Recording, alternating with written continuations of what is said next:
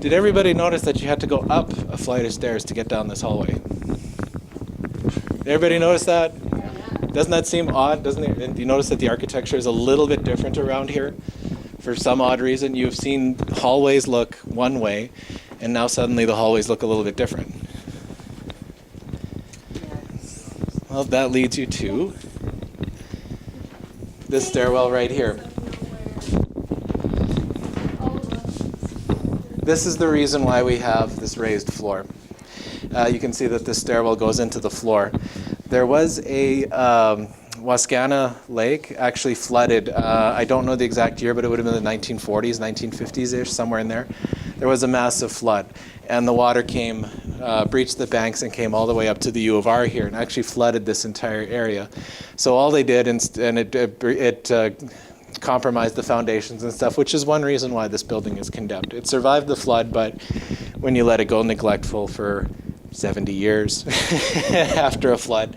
So this is why we have a raised floor here. So this whole area, you can see the architecture is completely different from the rest of the building, and it is basically all makeshift. Everything is shorter, and you can see the ceilings are shorter and everything. So yeah, the mysterious basement, or the mysterious stairway that goes into the floor. There's actually 3 stairways in this building. One goes into a wall, no, 2 go into a wall, and this one goes into a floor. All right, for me, this is the most interesting part of the entire building. We've gone through the creepiest part, and now we're going to go through the most interesting part. And there's a reason for that stairway. There's a reason for this mural. There's a reason for that door. Has anybody heard of the Spanish flu in 1918? The 1918 Spanish flu? All right, this was the 1918 Spanish flu was an anomaly as far as flus go, in that it attacked people between the ages of 18 and 35 and left people, young people and old people alone, which is actually the opposite of what most colds do. So young children were immune to the disease, so were seniors. It was the young adults that were the ones that succumbed a lot to it. So during the 1918 Spanish flu, we had a number of deaths in Regina, more than the funeral homes could handle. So this area was actually a makeshift morgue. The bodies would be stored back here in a cooling room, and they would be transported out here. So this is why this stairway is narrow and has the 2 wide things on the side. It's so that you can take a gurney and wheel it out to a hearse. So yeah, bodies would be stored here, and when they got time to bury them, they would be taken out there. So, why the mural? We've heard conflicting stories. You heard Jeff's version of the story. This is the one that I know, and the one that I think, yeah, don't believe Jeff. No, this is the story that I know of it.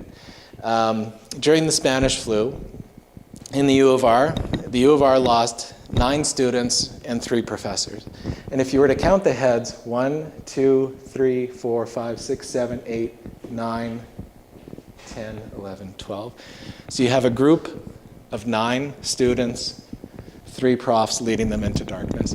And that's how I view this. That's how I view this mural. Nobody knows who painted it. Nobody knows how old it is. Anybody who knows any of the information is probably long past. But so really that's all people can do right now, is they just surmise that this is what it represents. And actually I like the idea of them being stick figures, because these were young people that were taken in their prime. They're incomplete lives. And so you have an incomplete painting to represent incomplete lives. So, all right, we're at the very end of the tour.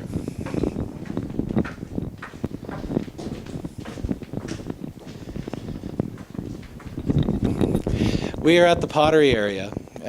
This is now the pottery area. Back in the day, this used to be the cafeteria for the U of R. And this was, one of the stories here is that they lost about 6 or 7 students due to food poisoning in one very bad incident here. And so people in the pottery area here consider this the most haunted part of the entire building. Yeah, there was an outbreak of typhoid here back in the 40s or the 50s, and pottery studio was the bathing quarters and the morgue for the bodies. And so people in the pottery area here consider this the most haunted part of the entire building. Jeff had made mention of paranormal researchers came here. They said this is where all the action is. They said the majority of it is here. One time I had walked in here and I asked somebody about, she was working on her pottery, and I said, did you have any incidences in here? Because I was giving a ghost tour then as well. And she said, oh boy, do I. She said she had taken some of the clay pottery out of the kiln one day, and just to test it to make sure it was done, she went ding, ding, ding. You test it by seeing if it'll ring when you tap it. And she said as soon as she did that, all of the other pottery on the shelf around here, all of them started to go ding, ding, ding, ding, ding, ding, ding, all the way around her. And she was like, this is creepy. And another story she had a bunch of them, but she shared two. And she said another one was she was here late at night. And she said she was cleaning up and putting things away. And she said she distinctly had a child come up. It felt like she heard a laughter behind her, kind of like, ha, ha, ha, I got you, kind of like a thing to scare her, like a little child.